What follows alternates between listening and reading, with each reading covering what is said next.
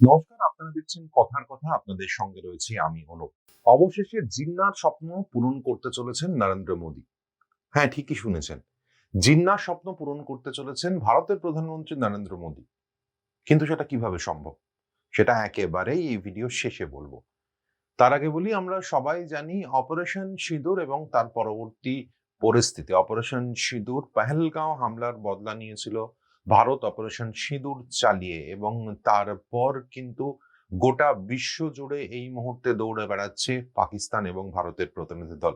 ভারতের প্রতিনিধি দলের সদস্যরা তাদের অবস্থান তুলে ধরছেন এবং পাকিস্তানের প্রতিনিধি দলের সদস্যরা তাদের অবস্থান তুলে ধরছে। অপারেশন সিঁদুর শুরু হওয়ার আগেই অবশ্য সিন্ধু জলচুক্তি রদ করেছিল ভারত। 1960 সাল থেকে যে চুক্তি চলে আসছে, সেই চুক্তি এই প্রথমবার স্থগিত করা হয় প্রধানমন্ত্রী নরেন্দ্র মোদীর নেতৃত্বে। কেন্দ্রের এনডিএ সরকার এই চুক্তি রদ করার কথা ঘোষণা করেন। কেন্দ্রের তরফ থেকে জোর গলায় ঘোষণা করা হয়, রক্ত এবং জল একসাথে বইতে পারে না। এবং সে কারণেই কিন্তু সিন্ধু জলচুক্তি রদ করা হয়। এর ফলে পাকিস্তান কার্যত শুকিয়ে মরতে চলেছে। কারণ আমরা জানি সিন্ধু, ঝিলাম এবং চেনাব, এই তিনটি নদীর ওপর পাকিস্তানের নির্ভরতা অত্যন্ত বেশি। পাকিস্তানের কৃষিকাজের 80% সিন্ধু এবং তার ট্রিবিউটারি থেকে হয়। পাকিস্তানের জলবিদ্যুৎ প্রকল্পগুলির সবকটি এই তিনটি নদীর ওপর অবস্থিত। পাকিস্তানের জিডিপির 25% আসে এই অববাহিকা থেকেই, এবং পাকিস্তানের মোট জনসংখ্যার 60% মানুষ প্রত্যক্ষ বা পরোক্ষভাবে নির্ভর করে থাকেন সিন্ধু, ঝিলাম এবং চেনাবের জলের উপরই। সেই জলের উপরই এবার আঘাত এনেছে কেন্দ্রের নরেন্দ্র মোদী সরকার। ইতিমধ্যেই কিন্তু জল সীমিত করার যে প্রচেষ্টা তা কিন্তু শুরু হয়ে গিয়েছে, এবং চেনাবের অধিকাংশ জল কিন্তু ইতিমধ্যেই আটকে দেওয়া হয়েছে।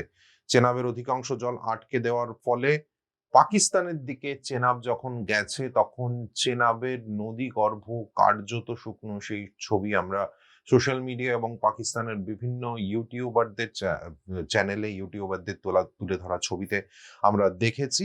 এরপর কিন্তু আসছে সিন্ধু। সিন্ধু এবং ঝিলামের জলও বন্ধ করার পুরোপুরি পরিকল্পনা করে ফেলেছে কেন্দ্রের নরেন্দ্র মোদী সরকার। সিন্ধু চুক্তি অনুযায়ী এই তিনটি নদীর জল ভারত এতদিন পর্যন্ত ব্যবহার করে এসেছে কৃষিকাজের জন্য, জলবিদ্যুৎ উৎপাদনের জন্য এবং অন্যান্য ব্যবহারে। কিন্তু এই তিনটি নদীর জল কোনোভাবেই আটকানোর কোনো অধিকার ভারতবর্ষের এতদিন ছিল না। অর্থাৎ রানিং ওয়াটার, জল বইবে সেই জল ভারত ব্যবহার করতে পারে এবং সেখানে জলবিদ্যুৎ প্রকল্প তৈরি করতে পারে, তবে সেটা কোনোভাবেই রিজার্ভ করা যাবে না। চুক্তিতে এমনটাই কিন্তু বলা আছে। সে কারণেই কিন্তু এতদিন পর্যন্ত কোনো বড় রিজার্ভার এই নদীর গুলির ওপর তৈরি করা যায়নি। কোনো বড় জলবিদ্যুৎ প্রকল্প যেখানে জল রিজার্ভ করে রাখা যায়, সেরকম কোনো প্রকল্প তৈরি করে রাখা যায়নি। এবং চুক্তি অনুযায়ী এই তিনটি নদীর 80% জল এতদিন পেয়ে এসছে পাকিস্তান। কিন্তু সেই জায়গাতেই এবার আঘাত হেনেছে নরেন্দ্র মোদী সরকার। জানা যাচ্ছে 200 কিলোমিটার একটি ক্যানেল তৈরি করার পরিকল্পনা নেওয়া হয়েছে, এবং এই পরিকল্পনা ইতিমধ্যেই কিন্তু মন্ত্রিসভার শিলমোহর পেয়ে গিয়েছে, এমনটাই কিন্তু সূত্রের খবর। এবং যেমনটা জানা যাচ্ছে, সিন্ধু নদীর জল যেটা পাকিস্তানের লাইফ লাইন, সেই সিন্ধু নদীর জল এবার ডাইভার্ট করা হবে। কিভাবে ডাইভার্ট করা হবে? সিন্ধুর জল ক্যানেল কেটে বিয়াস এবং রবিতে আনা হবে। এরপর এই জল নিয়ে আসা হবে মরু বিধ্বস্ত রাজ্য রাজস্থানে। অর্থাৎ বিয়াস এবং রবি থেকে ক্যানেল পৌঁছাবে পাঞ্জাবে, এবং পাঞ্জাবের হরিকে ব্যারেজে পৌঁছাবে। এই জল ক্যানেলের মাধ্যমে এই জল পৌঁছাবে। তারপর এই জল পৌঁছে যাবে রাজস্থানে। রাজস্থানের মরু অঞ্চলে এই জল পৌঁছে যাবে, এবং সেই জল ব্যবহার করে কৃষিকাজ সম্পন্ন হবে এবং জলবিদ্যুৎ উৎপাদন করা হবে। কিন্তু এমনটাই পরিকল্পনার কথা জানা যাচ্ছে। 200 কিলোমিটার এই মেগা ক্যানেলের প্রজেক্ট, এবং এই ক্যানেলের প্রজেক্ট তৈরি হতে 2 থেকে 3 বছর সময় লাগবে, এমনটাই কিন্তু জানা যাচ্ছে। এই পুরো প্রজেক্টটা, অর্থাৎ 200 কিলোমিটার দীর্ঘ প্রজেক্ট। এর মধ্যে 12টি মেগা টানেল থাকবে। এই টানেলের মাধ্যমেই কিন্তু জল আসবে এবং এই টানেলের মাধ্যমে জল, সিন্ধুর জল ইন্দিরা গান্ধী ক্যানেলের মাধ্যমে পৌঁছে যাবে রাজস্থানের বিভিন্ন অঞ্চলে। অর্থাৎ বুঝতেই পারছেন, রাজস্থানকে শস্য শ্যামলা করে তোলার পরিকল্পনা কিন্তু ইতিমধ্যেই হয়ে গিয়েছে এবং পাকিস্তানকে শুকিয়ে মারার পরিকল্পনা কিন্তু ইতিমধ্যেই তৈরি হয়ে গিয়েছে এবং আগামী 2 থেকে 3 বছরের মধ্যে এই কাজ সম্পন্ন হবে এমনটাই কিন্তু জানা যাচ্ছে। এবং এই প্রকল্প বাস্তবায়িত হলে শুধুমাত্র রাজস্থানই নয়, উপকৃত হবে জম্মু কাশ্মীর, পাঞ্জাব, হিমাচল প্রদেশ, হরিয়ানা, রাজস্থানের মতো রাজ্যগুলি। তবে শুধু রাজ্যই নয়, এই প্রকল্প বাস্তবায়িত হলে নতুন করে নিঃশ্বাস নেবে যমুনার মতো নদীগুলিও। সিন্ধু যমুনার বন্ধুত্ব হলে তা যমুনার দূষণের মাত্রা যে অনেকটাই কমিয়ে আনবে তা কিন্তু বলাই বাহুল্য। এই প্রকল্পে আগামী দিনে রাজস্থান শস্য শ্যামলা হয়ে উঠবে, এই কথাটা কিন্তু এক্ষুনি দাঁড়িয়েই বলে দেওয়া যায়। সুতরাং একথা বলাই যায় যে পাকিস্তান আর মাত্র কয়েকদিন পর সিন্ধু জল চুক্তির জন্য হাত বাঁধা ছিল এতদিন পর্যন্ত ভারতের। সে কারণে এই নদীগুলির ওপর, অর্থাৎ সিন্ধু জল চুক্তি অনুযায়ী যে নদীগুলিতে পাকিস্তানের ভাগ বেশি, সিন্ধু, ঝিলাম এবং চেনাব, এই নদীগুলির ওপর এতদিন পর্যন্ত বড় কোনো প্রকল্প তৈরি করতে পারেনি ভারত।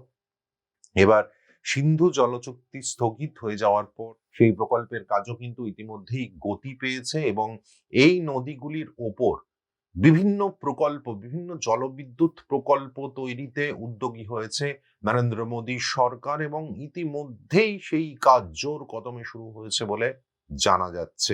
সব মিলিয়ে আগামী কয়েক বছরের মধ্যেই কিন্তু সন্ত্রাসবাদকে মদদ দেওয়ার দাম দিতে হবে প্রতিবেশী পাকিস্তানকে এবং সেই দাম বোমাগুলির মাধ্যমে নয়, সেই দাম দিতে হবে জলের মাধ্যমে। পাকিস্তান এবার শুকিয়ে মরতে চলেছে, সেই পরিকল্পনা কিন্তু ইতিমধ্যেই সারা এবং পাকিস্তানের পক্ষ থেকে কিন্তু এই ভবিষ্যৎ অনুধাবন করে তাদের পক্ষ থেকে ইতিমধ্যেই অনুরোধ আসতে শুরু করেছে এবং অনুরোধ কেন, তারা কার্যত হাতজোড় করে গোটা বিশ্বে ঘুরে বেড়াচ্ছে যাতে ভারত সিন্ধু জলচুক্তি রদ না করে, ভারত সিন্ধু জলচুক্তি স্থগিত না করে। শেষ পাওয়া খবর পর্যন্ত আমেরিকার কাছেও কিন্তু অনুরোধ জানানো হয়েছে ভারত যাতে আলোচনার টেবিলে বসে এবং ভারত যাতে সিন্ধু জলচুক্তি স্থগিত না করে তার জন্য আমেরিকার কাছেও কিন্তু ইতিমধ্যেই অনুরোধ করা হয়েছে পাকিস্তানের পক্ষ থেকে এবং ভারত কিন্তু এই বিষয়ে এখনো পর্যন্ত তাদের কোনো মন্তব্য জানায়নি এবং পাকিস্তানের জলশক্তি মন্ত্রক থেকে ইতিমধ্যেই 4টি চিঠি ভারতে এসে পৌঁছেছে এমনটাও কিন্তু খবর পাওয়া যাচ্ছে এবং জলশক্তি মন্ত্রক থেকে অনুরোধ জানানো হচ্ছে সিন্ধু জলচুক্তি যাতে স্থগিত না করা হয়। যদিও ভারত কিন্তু এইবার নিজের অবস্থানে একেবারেই অনড় রয়েছে। জল এবং রক্ত একসঙ্গে বইতে দেওয়া যাবে না, এই বিষয়ে বদ্ধপরিকর ভারত সরকার।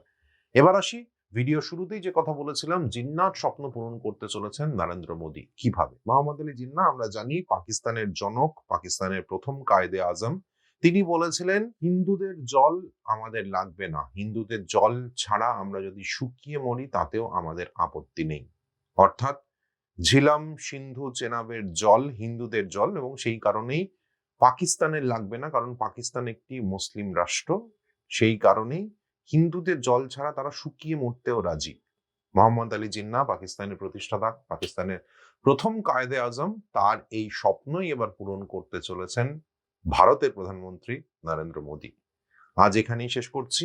এই ধরনের স্টোরি যদি আপনাদের ভালো লাগে তাহলে অবশ্যই সাবস্ক্রাইব করুন কথার কথা চ্যানেলটি। ভালো থাকুন, সুস্থ থাকুন। নমস্কার।